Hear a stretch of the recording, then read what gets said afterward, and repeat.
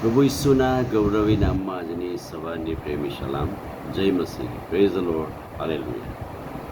આપણે સંત પાઉલે ને જે સતાવણી થઈ એ બીજા લોકોને સાક્ષી સ્વરૂપે કહીને ઉત્તેજન આપે છે.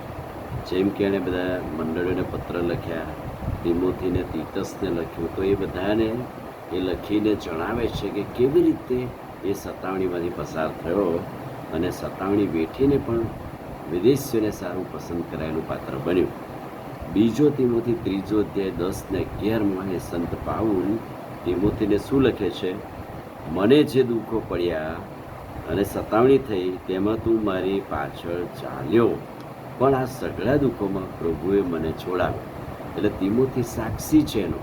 તિમોથી પણ એ સતાવણીમાંથી પસાર થયો, તિમોથી પણ એ દુઃખોનો સામનો કર્યો. એટલે તિમોથીને લખીને જણાવે છે કે ભાઈ, સતાવણી અને દુઃખોમાં તું મારી જોડે સામેલ હતો, તું પણ સાક્ષીરૂપ હતો, તું મારી સાથે ચાલ્યો. સઘળા દુઃખમાં પ્રભુએ મને કેવી રીતે છોડાવી તું જાણે છે. એટલે સંત પાઉલ પોતાની જે સતાવણી છે એ જણાવતા બીજાને ઉત્તેજન આપે છે. તેવું પણ જણાવે છે કે જેઓ ખ્રિસ્ત ઈસુમાં ભક્તિભાવથી ચાલવા ઈચ્છે છે તેઓ સઘળા પર સતાવણી થશે ને થશે જ. એણે ઉત્તેજન આપતા એ પણ કહ્યું, ભાઈ તિમોથી, આ રીતે ભક્તિભાવ અને પ્રભુની બીકમાં ચાલશો તો સતાવણી 100% થશે અને થવાની જ છે. બીજો કોરિન્થી 6 અધ્યાય 4 થી 10 વચનોમાં મંડળીને લગતા સંત પાઉલ શું કહે છે? પણ સર્વ વાતે અને દેવના સેવકોને શોભે એવી રીતે વર્તીએ છીએ, બધું જ ધીરજ રાખીને કરીએ છીએ, વિશ્વાસથી બધું વેઠીને, તંગી સહન કરીને, સંકટો ઉઠાવીને, ફટકા ખાઈને, કેદખાનામાં જઈને, હંગામા સહન કરીને, કષ્ટ વેઠી, ઉજાગરા વેઠી, લાંગડ વેઠી, મારી નંખાયેલા છતાં સર્વ રીતે સંપન્ન છીએ. આટલી બધી તકલીફો અને દુઃખો એના જીવનમાં કાયમ રહી છે અને છતાંય એ આનંદિત જીવન સાથે મંડળીને લગતા કહે છે કે પ્રભુમાં સદા આનંદ કરો. સતાવણી દુઃખો મધ્યે પણ એનો એ રિસ્પોન્સ હતો. સંત પાઉલ પોતાનું લિસ્ટ આખું જણાવે છે.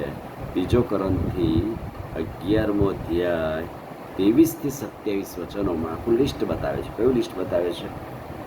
હદ બહાર ફટકા, વધારે વાર કેદખાનામાં, વારંવાર મોતના પંજામાં, 5 વાર મેં યહૂદીઓ તરફથી 39 ફટકા ખાધા, 3 વાર સોટીઓનો માર ખાધો, 1 વાર પથ્થરે માર્યા અને 3 વાર મારું વાહન ભાગી ગયું.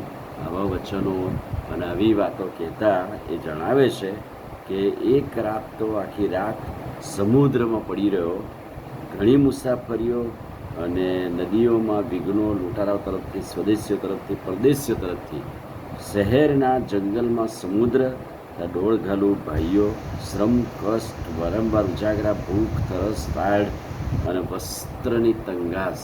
આટલી મુશ્કેલીઓ, તકલીફ હોવા છતાં પણ એક પ્રકારનો બોજ દરરોજ અમને યાદ કરાવે છે. એ તો બધી મંડળીઓ વિશેની ચિંતા. કેટલી ગજબની વાત! આટલી મુશ્કેલીઓ, તકલીફોમાં પણ સંત પાઉલ એમ કે છે, આ બધા ઉપરાંત એક બોજ તળે અમે દબાયેલા છીએ અને તો એ છે બધી જ મંડળીઓની ચિંતા.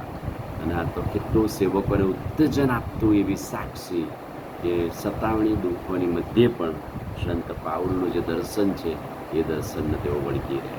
આમીન. પ્રાર્થના કરી. ભલા પ્રભુ, આજે સવારે ખાતરીદાયક અદ્ભુત વચનને માટે આભાર. વચનના પ્રકાશમાં અમને દોરો. આજનો દિવસ, નવું સપ્તાહ અમારા માટે આશીર્વાદિત કરો. પ્રભુ ઈસુના નામમાં માંગીએ છીએ, સાંભળો ને માન્ય કરો. આમીન. God bless.